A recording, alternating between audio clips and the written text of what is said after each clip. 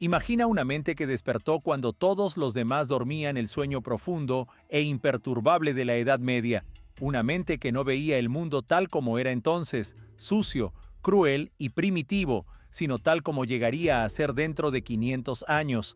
Estamos acostumbrados a pensar en Leonardo da Vinci como un artista, el autor de la enigmática sonrisa de la Gioconda, del fresco de la Última Cena y del hombre de Vitruvio. Colgamos reproducciones de sus cuadros en los museos, escribimos tesis sobre ellos y rodamos películas sobre supuestos códigos ocultos bajo capas de pintura. Admiramos su manejo de la luz y la sombra, su uso del esfumato y de la perspectiva.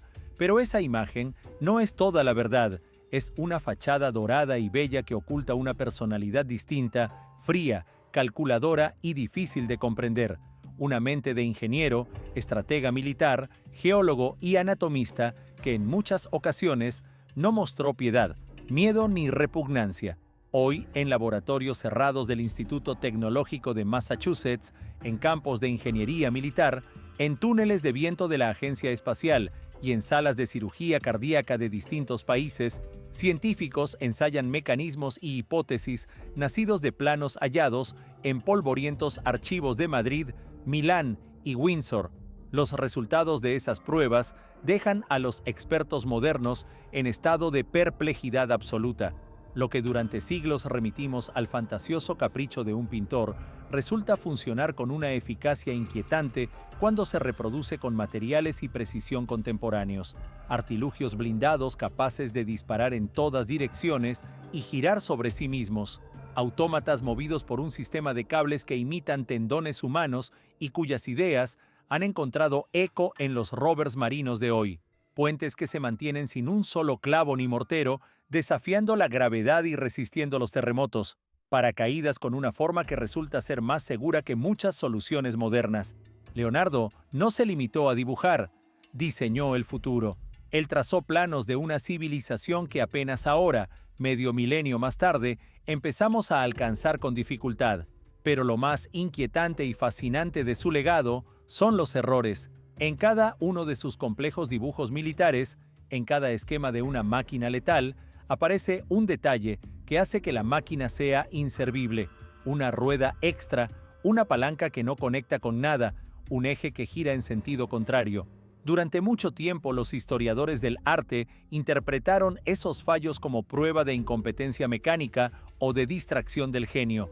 Era un soñador, no un ingeniero, solían decir. Hoy, criptógrafos, ingenieros militares e historiadores de la tecnología llegan a una conclusión distinta y escalofriante. Esos no son errores, son fusibles intencionales. Leonardo sabía que estaba creando monstruos. Comprendió que podía poner armas de destrucción en manos de reyes crueles y sin educación, y por eso las hacía inoperativas en los planos. Introdujo protecciones que solo él podía anular, de modo que los proyectos robados o construidos sin su guía quedarían inútiles. Solo él sabía mover una pieza para que la máquina cobrara vida y comenzara a matar. Hoy en día estamos descifrando esa clave. Reconstruimos sus carros según lo que él realmente quiso, corrigiendo las distorsiones deliberadas. Revolvemos los códices de Madrid que se creyeron perdidos durante siglo y medio. Vemos cómo la medicina moderna valida hoy teorías suyas sobre la turbulencia sanguínea en el corazón humano. Nuestra investigación global no comienza en un taller de artista en Florencia, sino en el silencio de la Biblioteca Nacional de España en Madrid, el 13 de febrero de 1967. El investigador estadounidense Jules Picus, especialista en literatura medieval, buscaba antiguas baladas. Pide 2 carpetas catalogadas con los números 8936 y 8937, que en inventarios antiguos figuraban como notas mecánicas sin valor artístico. El bibliotecario le trae volúmenes que nadie había abierto en siglo y medio por un error de catalogación que los daba por perdidos desde 1830. Picus abre la primera página, quita el polvo de los siglos y se queda helado. No eran baladas, era la caligrafía densa, caótica y legendaria de Leonardo, escrita al revés de modo espejo. Aparecen dibujos de mecanismos que huelen a acero frío, a precisión matemática y a una locura ordenada. engranajes, cabrestantes, tornillos, figuras geométricas y cálculos de rozamiento. Eran los Códices de Madrid, casi 700 páginas de notas desconocidas de Leonardo da Vinci.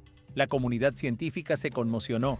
Resultó que solo conocíamos una pequeña parte de su legado ingenieril. En esas páginas, Leonardo aparece menos como pintor y más como un mecánico obsesivo empeñado en entender la física del universo a través de piezas de máquina. Exploró el rozamiento, el enemigo principal de la mecánica, y trazó diseños de rodamientos que se convertirían en la base de la revolución industrial solo 300 años después. La tecnología moderna, desde bicicletas hasta cohetes espaciales, sería imposible sin esos rodamientos. Leonardo los dibujó, calculó coeficientes de fricción y materiales e imaginó aleaciones de cobre en 1490. Dibujó transmisiones por cadena que coinciden con las usadas en bicicletas y motocicletas actuales. La cadena de Egas, conocida desde el siglo X, ya aparece en sus cuadernos, pero, sobre todo, en los códices Atlanticus, Windsor y Madrid, hallamos proyectos de máquinas de destrucción total. Vivió en tiempos crueles, Italia estaba fragmentada, ciudades-estado como Milán, Venecia, Florencia y los estados papales guerreaban entre sí y con Francia y España. Los príncipes necesitaban ingenios mortales antes que belleza.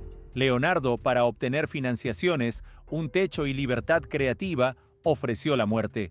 En su célebre carta resumen al duque de Milán, Ludovico Sforza, enumera sus habilidades en 10 puntos. 9 de ellos se dedican a la ingeniería militar. Puedo construir puentes ligeros y resistentes, escribe. Puedo desecar fosos. Puedo fabricar cañones, morteros y armas ligeras de nueva forma. Conozco maneras de destruir fortalezas. Puedo hacer carruajes cerrados, seguros e inexpugnables. Y solo al final, en el punto 10 y casi como una nota secundaria, añade que también sabe pintar y esculpir. La pintura era una cobertura, un pasatiempo. Su objetivo principal era diseñar la máquina ideal. Tomemos un ejemplo emblemático y misterioso: el carro blindado, el tanque. El dibujo se custodia en el Museo Británico. Representa una estructura en forma de caparazón que recuerda a un platillo volante o a la espalda de una tortuga, cubierta de madera y reforzada con placas metálicas. La primera solución ingeniosa es la armadura inclinada. Leonardo comprendía la física del impacto. Una bala de cañón que golpea una superficie inclinada rebota y pierde energía en vez de perforar a fondo.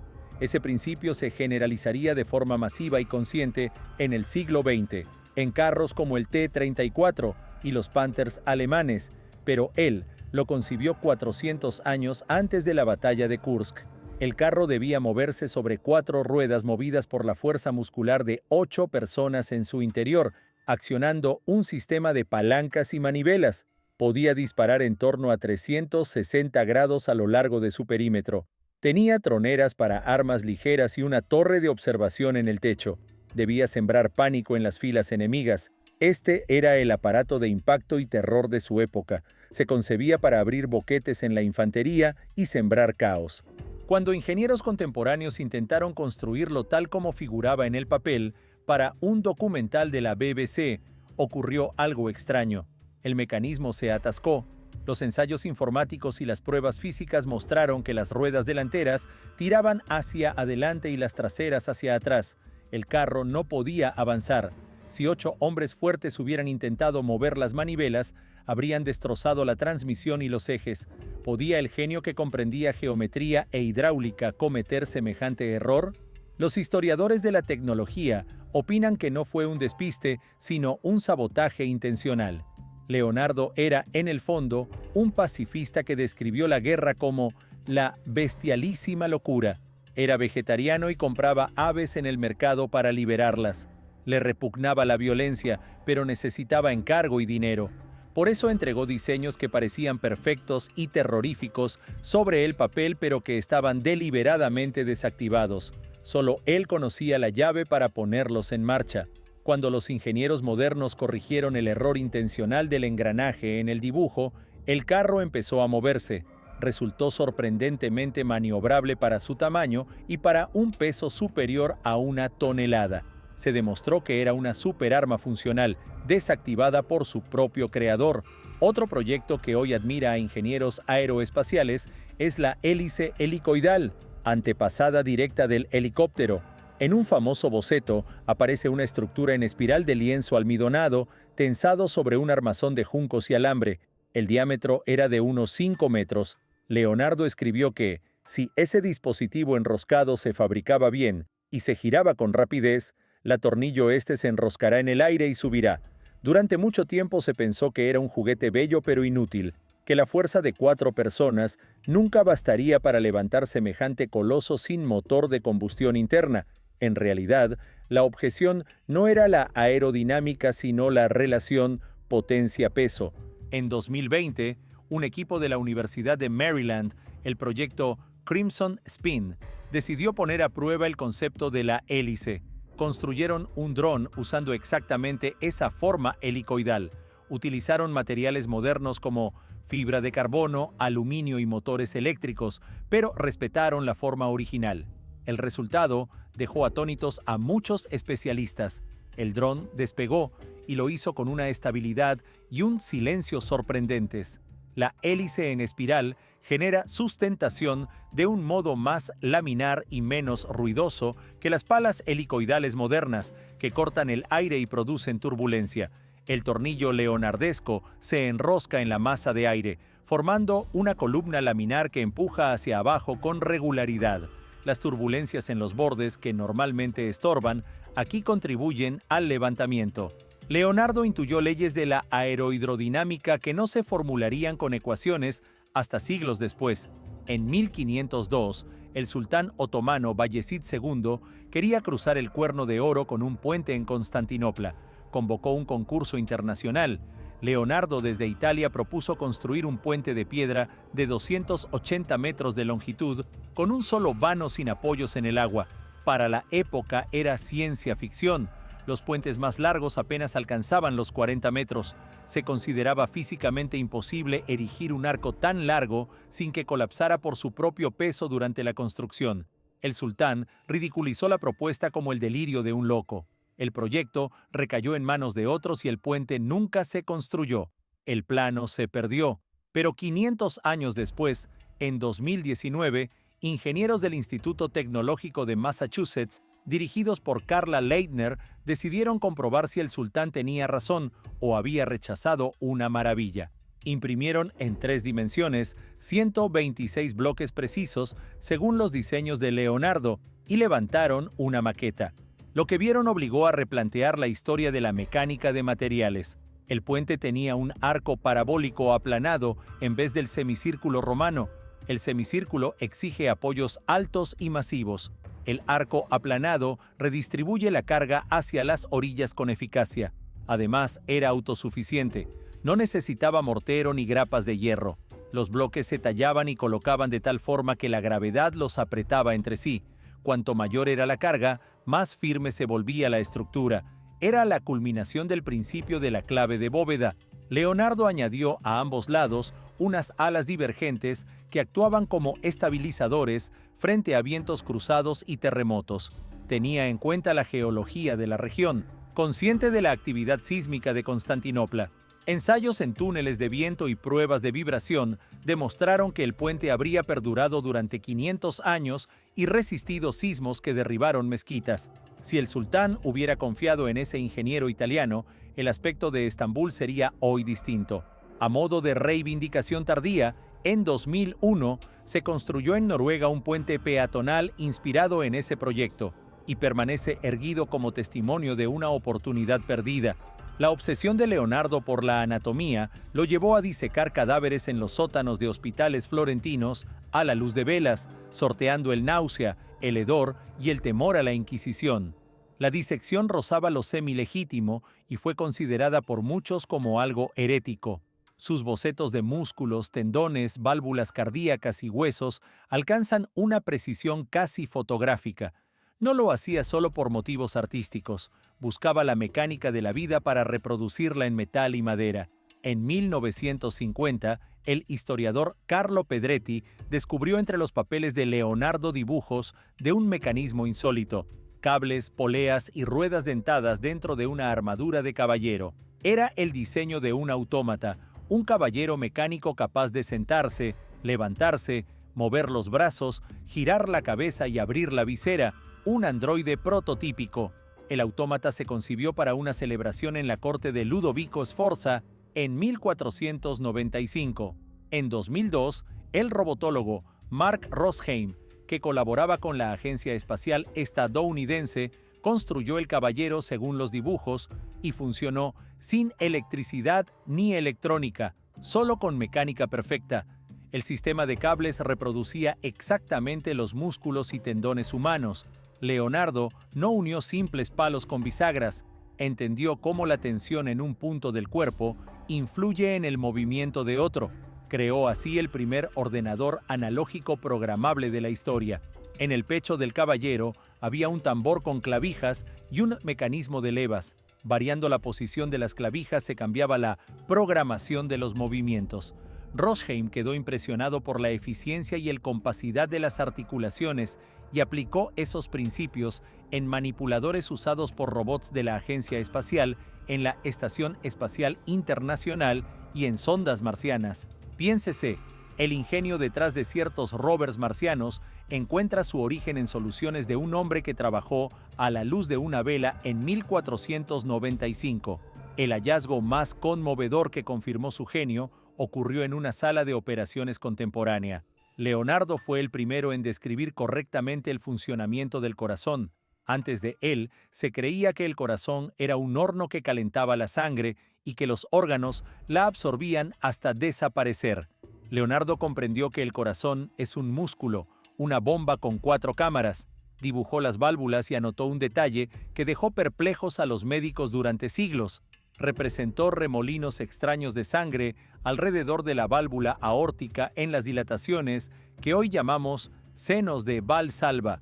Afirmó que la sangre, al pasar por la válvula, se enrosca en espiral generando vórtices que ayudan a cerrar las valvas con rapidez y hermeticidad, impidiendo el retroceso. Los médicos se burlaban. «Fantasía de artista», decían. Leonardo, para probar su idea, construyó un modelo de vidrio de la aorta de un toro y bombeó agua con semillas para observar el flujo, pero sus notas quedaron perdidas. No fue hasta 2014, con la llegada de resonadores magnéticos capaces de registrar el flujo sanguíneo en tiempo real, que cardiólogos en Oxford vieron aquello que Leonardo dibujó: vórtices. Tenía razón. La sangre en la aorta forma estructuras turbulentas y espirales esenciales para la función cardíaca. Ese descubrimiento cambió la cirugía cardíaca. Hoy, al implantar válvulas artificiales, los cirujanos consideran el efecto leonardesco. Si la prótesis no reproduce el vórtice adecuado, la sangre puede estancarse y formarse coágulos que provocan ictus.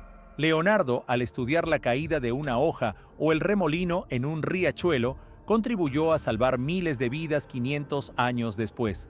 Todos conocen su diseño de paracaídas, una estructura piramidal extraña que, según él, permitiría a una persona lanzarse desde cualquier altura si la tienda de lienzo midiera 12 codos de lado por 12 de alto. Hoy los paracaídas son redondos o rectangulares con sección alar y la pirámide parecía inestable. En 2000, el temerario británico Adrian Nicholas la probó literalmente. Construyó el paracaídas exactamente según los dibujos de Leonardo con lienzo, madera y cuerdas. La estructura pesaba 90 kilogramos. Ascendió en una aeronave térmica hasta 3.000 metros y se lanzó. Los expertos pronosticaron su muerte. Sin embargo, descendió con suavidad y declaró que la caída fue más estable y menos oscilante que con paracaídas modernos. La forma piramidal comprimía el aire bajo la cúpula, creando una colchoneta estable. El problema era el peso en el aterrizaje, no el vuelo. En el aire la idea funcionó. En el Codex Atlanticus aparece un extraño carro sin caballos. Durante tiempo se creyó que era solo un carruaje, pero en 2004, un modelo montado en el Museo de Historia de la Ciencia de Florencia demostró ser el primer automóvil del mundo. Se movía no con gasolina, sino con muelles helicoidales poderosos, semejantes a los de los relojes, alojados en tambores. Además, era programable. Su transmisión incluía engranajes y clavijas intercambiables que, colocadas previamente, podían definir una ruta con giros y rectas. Era robótica del siglo XV, un artefacto autónomo sobre ruedas pensado seguramente para efectos teatrales. En el 2000, la Serenísima temblaba ante la amenaza turca y la República buscó medidas desesperadas. Leonardo propuso una solución subacuática para sabotear naves enemigas. Diseñó un traje de buceo compuesto de chaqueta, calzas y una máscara hechos de piel de cerdo impregnada con aceite de pescado para lograr estanqueidad. Previó un casco con lentes de vidrio y tubos de respiración de caña reforzados con anillos helicoidales de acero para evitar el aplastamiento por la presión. Los tubos conectaban con una boya en la superficie camuflada como corcho o vegetación. El traje incluía una bolsa para recoger orina. Piense en la atención a la fisiología que mostraba, y un lastre de arena que se podía soltar para emerger rápidamente. Dotó al buzo con cuchillo y barrena manual. Su plan consistía en que saboteadores caminasen por el fondo de la laguna, perforaran las quillas enemigas y escaparan. Era el prototipo de unidades de guerra naval clandestina, pero Leonardo mismo destruyó algunos planes y ocultó otros. En sus anotaciones dejó una frase que revela su ética. No publico esto por la naturaleza malvada de los hombres que usarían semejante método para hundir barcos y matar tripulaciones. El inventor se asustó de su propia obra. Mucho antes de James Watt, pensó en el cañón de vapor, una pieza de cobre calentada al rojo a la que se inyectaba agua que, al convertirse instantáneamente en vapor y expandirse miles de veces, expulsaba la bala. Calculó que un instrumento así podría disparar a distancias largas. En 2006, el programa Mythbusters construyó una réplica y comprobó que funcionaba. La bala atravesó un muro de ladrillo. La artillería a vapor era factible en aquella centuria. Al contemplar hoy el carro funcional, el dron que vuela, el caballero mecánico y las otras máquinas, sentimos una mezcla de admiración, temor y profundo respeto. Hace 500 años, un hombre caminó por las polvorientas calles de Florencia y Milán y vio lo que otros atribuían a la magia o a la voluntad divina. Vio leyes físicas universales y las tradujo a diseños que aún hoy resisten la comprobación experimental. Lo que sorprende a los científicos contemporáneos es que Leonardo no conjeturó, supo. No fue un novelista imaginando artilugios. Fue un practicante que combinó observación, análisis y cálculo. Si hubiera tenido acceso a la electricidad, el aluminio, los plásticos y los rodamientos comerciales, nuestro mundo podría haber sido distinto. Tal vez habríamos volado al espacio en el siglo XV, o tal vez nos habríamos destruido antes con ejércitos de vapor. Leonardo da Vinci nos dejó no solo cuadros, sino planos de nuestro propio porvenir. Y quizás su invención más importante fue un método de pensamiento: mirar un pájaro y ver un avión, observar un corazón y descubrir una bomba hidráulica, concebir una ciudad como un organismo. Su historia nos recuerda la infinitud de la mente humana y advierte que la tecnología debe ir acompañada de ética. Él mismo puso errores deliberados en sus diseños para salvar a la humanidad de sus propias creaciones. ¿Seremos capaces hoy de hacer lo mismo ante la inteligencia artificial, las armas genéticas o los nanorobots? No tenemos aún una respuesta definitiva, y los planos que duermen en los archivos polvorientos esperan que seamos lo suficientemente sabios para comprenderlos por completo.